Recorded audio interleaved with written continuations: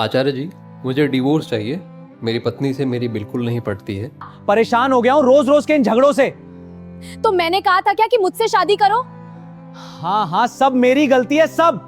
रोज रोज की लड़ाई अब बर्दाश्त नहीं होती और वो आपको सुनने से भी रोकती हैं। क्यों पकड़ा था हाथ? या तो होश में पकड़ा होता। पत्नी अचानक बुरी हो गई, ऐसे ऐसे नहीं चलता। जीवन भर हम उसको बना के रखते हैं अपाहिज, और पूरे तरीके से आश्रित हो गई है पति पर।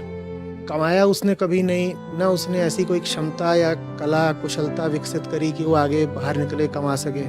वो घर में बैठी है, उसके 1 2 3 बच्चे हो गए हैं। कुछ उसको पता नहीं, कुछ वो जानती नहीं। चूल्हा चौका इतना पता है, हद से टीवी पता है। टीवी पता है, मोहल्ले में इधर उधर क्या गॉसिप है ये पता है, और चूल्हा और बिस्तर पता है, और बच्चों का खाना पीना और बच्चों के पोतड़े पता है। इतना कुल उसका संसार है।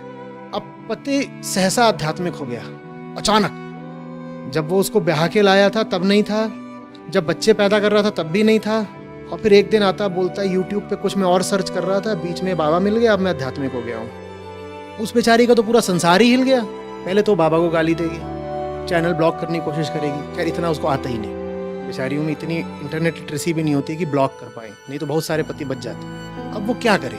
आपका बिल्कुल हाव भाव व्यवहार उसके प्रति बदल गया है।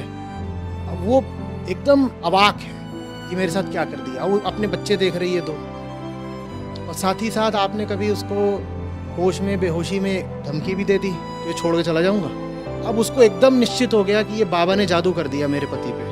अचानक उसको इतना बुरा बना दिया कि अब तो सबके सामने उसकी शिकायत भी कर देंगे, और वो यहाँ रिकॉर्ड भी हो रही है, वो यूट्यूब पर भी पूरे देश को बताना है अब कि मेरी पत्नी इतनी बुरी है। अगर वास्तविक अध्यात्म आप पर आया होता तो आप ये भी समझे होते कि इस मुद्दे में आप भूल कहाँ पर कर रहे हैं।